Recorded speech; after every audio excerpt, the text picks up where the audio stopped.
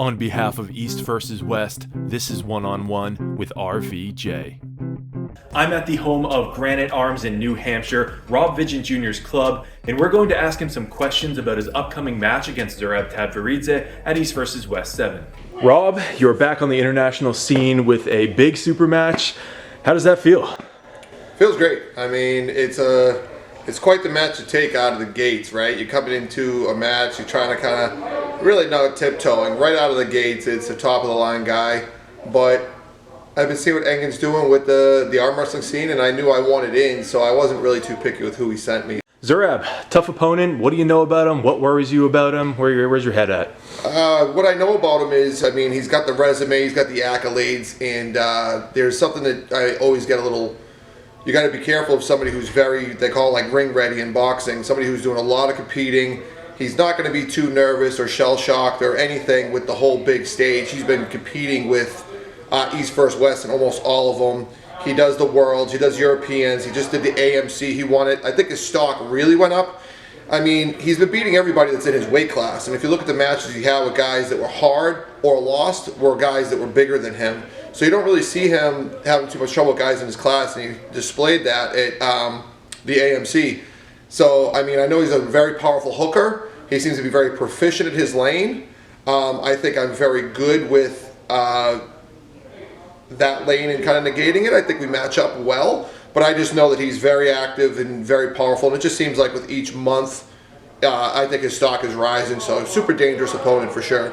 And if you had your pick, would you prefer it to be an inside match, or would you rather go against a top roller? No, for my pick, I'd rather be controlled. So when you see like how John hooks, but it's not like a bone-on-bone hook unless he's caught there. It's more like through the pronator, keeping the rotator, maybe keeping him flat and out. So like it would be like me hooking while he's kind of tucked into my forearm, more control. Of course, I'd like to have a match that's totally controlled and he's in deep water, but I think I could surprise people if we end up in a hook how much I might be in it. But you know, it'd be silly of me to want to play to his like ace card. I mean, I've done that too much in the past, and I think when you start playing to people's aces, you're kind of like missing the objective that arm wrestling is kind of like, it's like a martial art. You know, you want the other person to be uncomfortable as well. Fantastic. And is this part of a broader return to arm wrestling for you, or is this like a, hey, you know what, let me dip my toes back in, see how I'm feeling? Where's your head at? Yeah, no, this is absolutely a return. You know, I talked a while back about how when my father passed away, that I was sitting around squandering away, you know, my passions and abilities and stuff, and I said, I don't think it's fair to him to kind of do that. And I said, in 2023, I'm going to get more active, and what better way than East vs. West? But I know that Zurab's a real deal opponent, and I'm an underdog, and I'm not going to let a loss send me into some hole or hiding. I mean, every single person I know has taken losses, and when you got elites going against elites, it's bound to happen.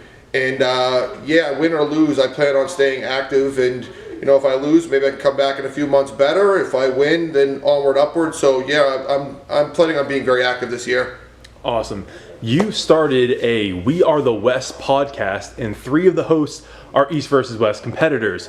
What was the idea behind that? Is this rallying the West? What's going on there? Yeah, I guess you know, as a support system and just general guys I get along with and have a really good dialect with, like Doug and Paul. We're just guys that kind of like, we're very akin. So just in talking and bouncing training ideas, nutrition, how we feeling, kind of a support group, we said like we should just pop a podcast. I mean, it's not like we put it together for the show. We're kind of guys that were already talking and bouncing ideas, and we all bring something different to the show.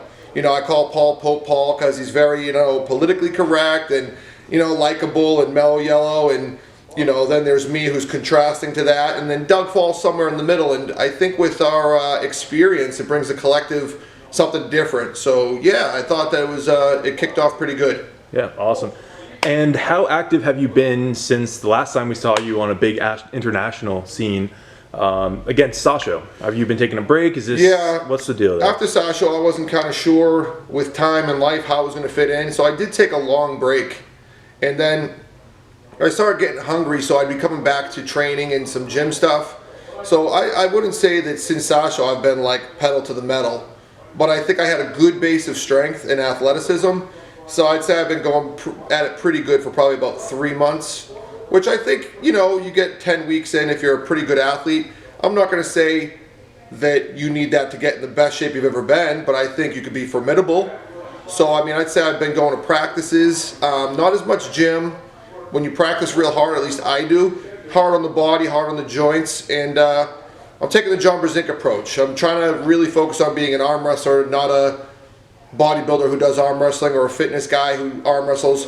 And it's a little bit of a mind trip because it's, you're not as fit as you'd like to be, but I think I move on an arm wrestling table well.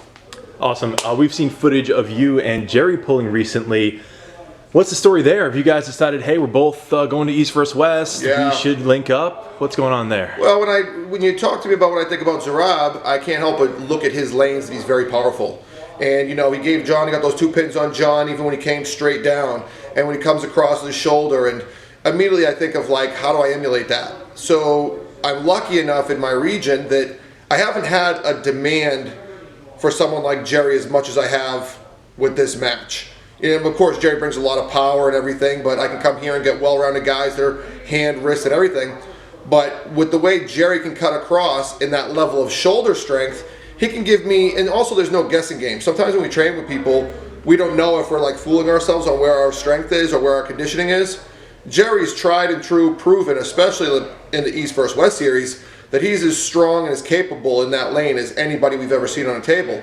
So getting him to put that pressure on me in a positive way to emulate Zarab, and I think as strong as Zarab might be, I think Jerry is a bigger, longer, more daunting opponent than even Zarab. The difference might be how they start and where it falls, but I'm at least getting to know a power gauge of what I'd be feeling with a guy who's the current heavyweight champ. So, I'd be a fool if we're only an hour away to not seek that out. And I think I bring things for him that are good for he's pulling Hermes, which is a very controlling top style. So it's like peanut butter and jelly, man. We slapped it up and had at it, and we stuck together, and there we go. Perfect. And how would you say your level is? You never really know until it's game day and the ref says go, but based on your training, what are your teammates saying? I feel good. I think with the breakdown of trying to do a lot of training, I've had some weeks that I've been questioning myself. I think my training is, like I said, I'm doing what I can without overdoing it. But I think as an athlete, you're always questioning, did I do enough? Should I be doing more? You see these guys doing 2-a-days. We're in the mantra of more, no days off. But I think sometimes days off are important, and I think you got to be able to listen to your body. Really hard for me to gauge where I am. I wouldn't say I'm the best I've ever been, but I'd say that I'm dangerous and capable. I won't know until I pull them. Sometimes even 1% can make a big difference in a match. But I would say that I'm table ready. More than I was with Sasha.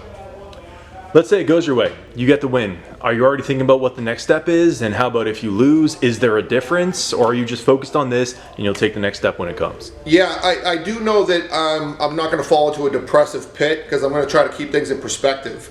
Winning and losing used to really have heavy weight on me because when you identify as an arm wrestler, you're now as good as your record and resume in your mind.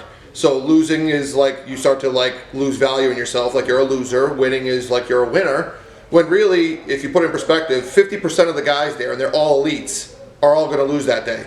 Angarbayev and Irakli, 2 superstar elites, one of them's going to lose. Devin and Gennady, one of them's losing. Sasha and Paul.